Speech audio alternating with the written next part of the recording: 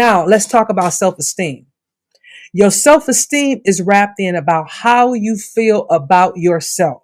That's your self-esteem. Now, that can change from day to day, from season to season, from month to month, because when it talks about your self-esteem, that's tied into your confidence, that's tied into your skills, that's tied into the things that you accomplish. That's what your self-esteem is. It can fluctuate from day to day. From day to day. Again, self-worth versus self-esteem. Self-worth, non-negotiable, should not fluctuate. Self-esteem, it will fluctuate. Because why? You allow it to fluctuate. You allow it to fluctuate. When your self-esteem is low, you doubt yourself. You even don't even think about how much you're worth anymore. You're looking at it and say, you know what? I'm not even worthy. That even starts to change, right? Because now you've connected your self-esteem to your self-worth. I'm going to give an example. There are people in the world that like to have body contouring done. Okay.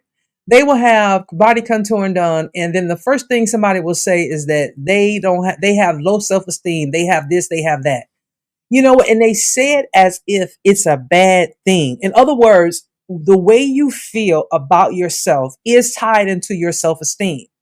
And nobody wakes up every day on 10 in terms of their self-esteem. It could be you woke up with a pimple. It could be, you know what? I'm not feeling so good today. I feel a little bloated.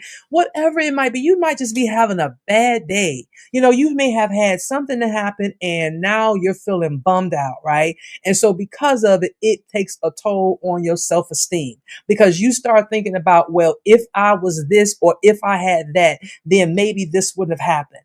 Right? Your self-esteem, unfortunately, is not something that easily.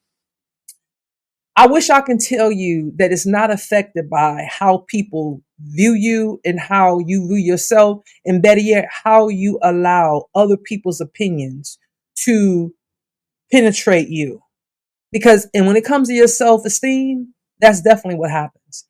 Not only do you have an opinion about yourself, they may not be at its best, but you also allow the opinions of others to come in and say, you know what? You're not that good. You're not that pretty. You're not that skinny. You're not that tall. You're not this. You're not what you think you are.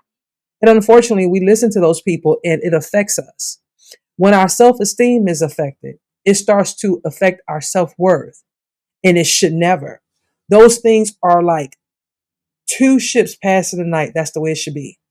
Self-esteem, self-worth, self-worth, self-esteem. They should never cross one another. They are literally like this, continuously, parallel to one another, continuously, continuously. They should never cross. They should never ever cross. But for some reason, we do. For some reason, we will allow our self-worth and our self-esteem to affect one another because of our self-esteem.